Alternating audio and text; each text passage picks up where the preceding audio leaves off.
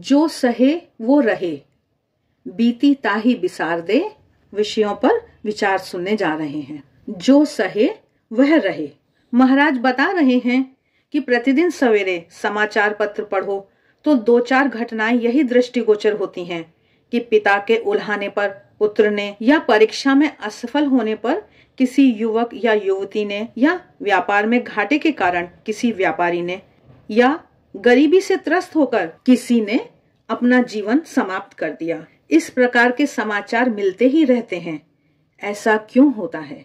क्या परेशानियां इतनी अधिक होती हैं कि मनुष्य को अपना जीवन समाप्त करना पड़े? महाराज कह रहे हैं कि सचमुच में देखा जाए तो परिस्थितियां इतनी विकट होती नहीं हैं जितना मान लिया जाता है, क्योंकि मुश्किलों को सहन कर सकने की मानसिक स्थिति नहीं होने से व्यक्ति को मुश्किलें बहुत बड़ी लगती हैं। आज शिक्षा बढ़ी है पर समझदारी नहीं, उपाधियां बढ़ी हैं पर जीवन मूल्य नहीं बढ़े हैं। जीवन मूल्यों का लोप होने से मनुष्य को जीवन के झंझावातों में टिके रहने की शिक्षा नहीं मिलती है। उसके कारण छोटी छोटी समस्या का समाधान भी मनुष्य नहीं कर पाता है। फलतः मानसिक तनाव, मानसिक रोग, आत्महत्या, परिवार में क्लेश, शारीरिक बीमारियों आदि का परिणाम उत्तरोत्तर बढ़ता ही जा रहा है। सहनशीलता मनुष्य का सबसे बड़ा गुण है, ऐसा श्री श्री मां शारदा देवी कहती हैं। जीवन में जो सहन कर लेता है उसके लिए कोई कठिनाई नहीं होती, पर जो सहन नहीं कर सकते वे सब कुछ खो देते हैं। आज परिवार टूट रहे हैं, इसके पीछे कारण यही है कि सहनशीलता का अभाव हो गया है।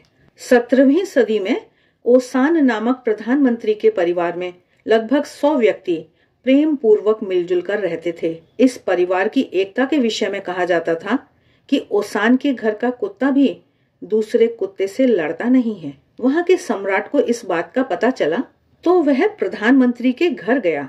उसके परिवार के इस अद्भुत सामंजस्य का रहस्य क्या है, यह उसने पूछा। वयोवृद्ध ने अपने पौत्र को कागज पेंसिल लाने को कहा। कांपते हाथों से उसने परिवार के सामंजस्य के कारण लिख दिए। राजा ने कागज पढ़ा तो आश्चर्यचकित हो गया। उस कागज में 100 बार एक ही शब्द लिखा था और वह शब्द था सहनशीलता। परिवार की शांति का रहस्य है सहनशीलता। आज समाज में बहुत तेजी से परिवर्तन हो रहा है। ऑल्विन टॉफलर ने अपनी पुस्तक फ्यूचर शॉक में तेजी से हो रहे सामाजिक परिवर्तन के अशुभ प्रभाव के विषय में चिंता व्यक्त की है। इसके कारण एक पीढ़ी से दूसरी पीढ़ी का अंतर बढ़ रहा है, परस्पर समझ घट रही है, स्वार्थ वृत्ति बढ़ने से दूसरों के विषय में सोचने की वृत्ति कम हो रही है। पाश्चात्य संस्कारों का प्रभाव, जड़वादी सभ्यता का आक्रमण, टेलीविजन चैनलों की मीडिया के प्रभाव के कारण जीवन की बदलती परिभाषा, आध्यात्मिक शिक्षण और संस्कारों का अभाव, इन सब के कारण आधुनिक युग में मनुष्य को उपहार स्वरूप मिला महान सद्गुण सहनशीलता का लोप होता जा रहा है। इससे जरा सी कठिन परिस्थिति का दबाव भी लोग सहन नहीं कर पाते। वैज्ञानिक उपकरणों ने आज के मानव जीवन की अनेक सुविधाएं दी हैं, जीवन को सरल बना दिया है। 1 शतक पहले की बात करें तो नारियों का जीवन कितना कठिन था। प्रातःकाल उठकर चक्की में अनाज पीसने से लेकर घर के सभी काम स्वयं करने पड़ते थे। फिर भी नारियों की आत्महत्या का परिमाण इतना नहीं था, क्योंकि नारियां भले ही विद्यालय में नहीं पढ़ी होती थीं, किंतु उनकी आदर्श सीता, सावित्री, दमयंती थी। इन सतियों के जीवन में कैसे कैसे दुख थे, यह जानकर उनकी अद्भुत सहनशीलता से उन्हें बल मिलता था और वे प्रसन्न वदन सब सहन कर सकती थीं। फिर उनका स्वभाव ही सहनशीलता का बन जाता था, तो उन्हें कोई दुख कष्ट नहीं देता था। आज भले ही जीवन में सुविधाएं बढ़ गई हैं, पर दुख कम नहीं हुए हैं। स्वतंत्रता की भावना के कारण युवा पीढ़ी मैं क्यों सहन करूं, मैं क्यों बंधन में रहूं, मैं अपनी इच्छानुसार ही करूंगी, ऐसे विचारों के कारण कुछ भी सहन नहीं करती हैं और फिर जीवन भर उसके परिणाम भोगती रहती हैं। यदि व्यक्ति को सुख, शांति, प्रेम चाहिए तो सहन करना सीखना पड़ेगा। सहनशील बनने के लिए केवल मन पर संयम रखने की आवश्यकता है। किसी ने एक कठोर बात कही तो पलटकर 2-4 शब्द उससे भी कठोर बोल देना बहुत ही सरल है, पर वह कठोर शब्द सुनकर पचा लेना, उसकी कोई प्रतिक्रिया ना करना ही संयम है। यह कठिन है, लेकिन एक बार यदि मन पर संयम हो जाए तो फिर सहन शक्ति की जादुई चाबी हाथ में आ जाती है। इस चाबी से प्रत्येक परिस्थिति का हम सामना कर सकते हैं। महाराज आगे बता रहे हैं कि एक गरीब घर का युवक 5 वर्ष का कॉन्ट्रैक्ट करके सेठ की दुकान में काम करने के लिए दुबई गया। वहां पूरे दिन काम करना होता था। भयंकर गर्मी, उसे अपने जैसे अन्य 3 युवकों के साथ एक ही कमरे में रहना पड़ता था। उसे वहां थोड़ा भी अच्छा नहीं लग रहा था। रात में घर की याद आती थी।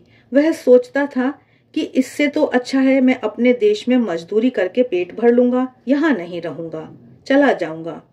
परंतु बचपन में उसने अपने दादाजी से रामायण की कथा सुनी थी। उसके संस्कार उसके मन में दृढ़ हो गए थे। इसलिए जब भी घर जाने की इच्छा होती थी तब मन में कहता था, श्री राम 14 वर्ष तक वनवास में रहे।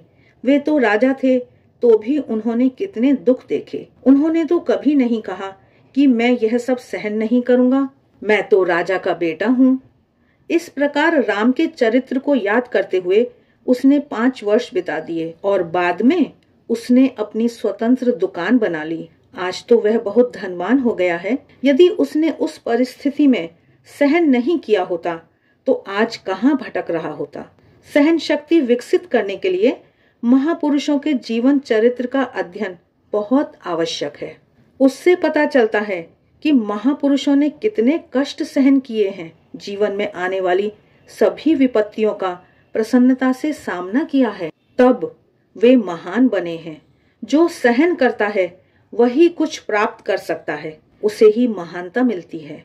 श्री रामकृष्ण देव का महत्वपूर्ण संदेश है कि जो सहन करता है वही रहता है, जो सहन नहीं करता वह नहीं रहता है। अन्य अक्षर एक एक हैं, परंतु स 3 हैं, श, श और स, अर्थात सहन करो, सहन करो और सहन करो। आइए सुनते हैं बीती ताही बिसार दे विषय पर महाराज के विचार। महाराज कह रहे हैं, एक घर में विवाह था। बेटी की बारात आने वाली थी। उसकी सभी तैयारियां हो रही थीं। तभी वृद्धा माता ने पुत्र को बुलाकर कहा, बेटा मेरे साथ चलो, तुम्हारे काका काकी को बुला लाएं। माँ, यह नहीं हो सकता। आपको पता है कि बाबूजी की मृत्यु के बाद काका सज्जनता भूलकर अनाप शनाप बोलकर अलग हो गए थे। हमें उनसे कुछ भी लेना देना नहीं है। अभी घर में क्या काम कम है कि वहां जाकर समय नष्ट करें और उनके कठोर वचन सुने। नहीं माँ, अभी यह बात मत करो। बेटा, जिसे जो कहना है कहने दो। मैं बड़ी हूँ, हमारे घर यह पहला प्रसंग है। तुम्हारे बाबूजी होते तो उन्हें बुलाकर लाते ही ना। यदि तुम नहीं जाओगे तो मुझे अकेले ही जाना पड़ेगा। बीती बातों को भूलकर उन्हें मना लेने का यह शुभ अवसर है। यदि चूक जाएंगे तो फिर कभी मन मेल नहीं होगा। अपनी माँ की एक इच्छा पूरी कर दो, तुम मेरे साथ चलो। अनमने मन से पुत्र माता के साथ काका के घर यह सोचते हुए गया कि काका अनुचित बोलेंगे तो माँ का हाथ पकड़कर तुरंत लौट आऊंगा, परंतु अपेक्षा से विपरीत ही हुआ। उसकी काकी ने कहा, वे तो कब से बेचैन हो रहे हैं, कह रहे हैं कि हमारे घर विवाह है और कोई बुलाने भी नहीं आया, अब कैसे जाऊं। पुत्र आश्चर्यचकित हो गया जब उसके काका अपनी भाभी के पैरों में गिरकर रोने लगे। यह दृश्य देखकर उसकी आंखों में भी आंसू आ गए।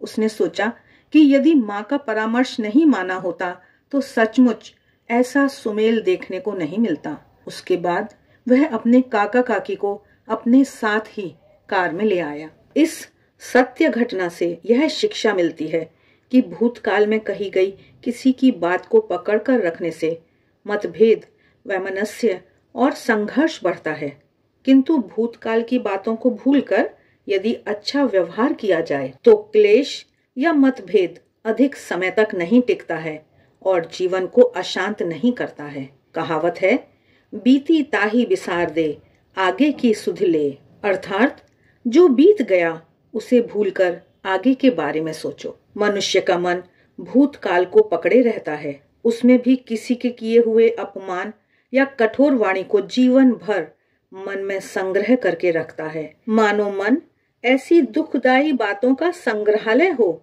महाराज कह रहे हैं कि यदि मन में ऐसे कटु वचनों का संग्रह हो तो मन में सुख शांति कैसे आएगी। जीवन तो बहता प्रवाह जैसा है, यह सदा बहता रहे तो निर्मल और स्वच्छ रहता है।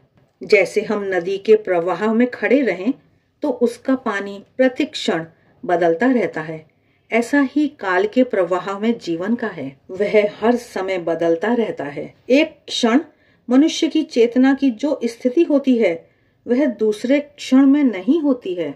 इसलिए कुछ समय पहले क्रोध और आवेश में मनुष्य जो कुछ बोल जाता है बाद में समूल बदल जाता है। अतः उसके आवेश में बोले गए शब्दों को पकड़कर दुखी होते रहना निरी मूर्खता होगी, क्योंकि उन शब्दों को बोलने वाला और अभी का व्यक्ति दोनों अलग अलग हैं। इसलिए मनुष्य को जो कुछ हो गया उसको याद करके दुखी नहीं होना चाहिए। अरे भूतकाल में स्वयं कोई भूल की हो और उसका पश्चाताप भी कर लिया हो तो फिर भूलों को बार बार याद करके स्वयं को कोसना भी नहीं चाहिए। भूतकाल की घटनाओं से भूलों से जो सीखना है वह सीखकर मनुष्य को उज्जवल कार्यों द्वारा सुंदर भविष्य का निर्माण करना है, भूतकाल को पकड़कर बैठे रहना नहीं है। इस संदर्भ में स्वामी विवेकानंद जी कहते हैं, यदि मैं तुम्हें ऐसा उपदेश दूं कि तुम पापी स्वभाव के हो क्योंकि तुमने अमुक भूलें की हैं और तुम बुरे हाल घर जाकर राख लपेटे जीवन भर शोक मनाते रहे, रोते रहे, तो उससे तुम्हें कुछ लाभ नहीं होगा, उससे तो तुम और निर्बल हो जाओगे। यदि कमरे में हजारों वर्षों से अंधेरा है और तुम शोक करके रोने लगो कि अरे यहाँ अंधेरा है, तो क्या इससे अंधेरा दूर हो जाएगा? तुम दिया सलाई जलाओ तो एक पल में प्रकाश हो जाएगा। इसलिए मनुष्य को भूतकाल के विषय में रुदन न कर ऐसे कार्य करने चाहिए जिससे उज्जवल भविष्य का निर्माण हो। यह व्यक्ति, परिवार और समाज की प्रगति का मार्ग है और सुख और शांति का भी मार्ग है।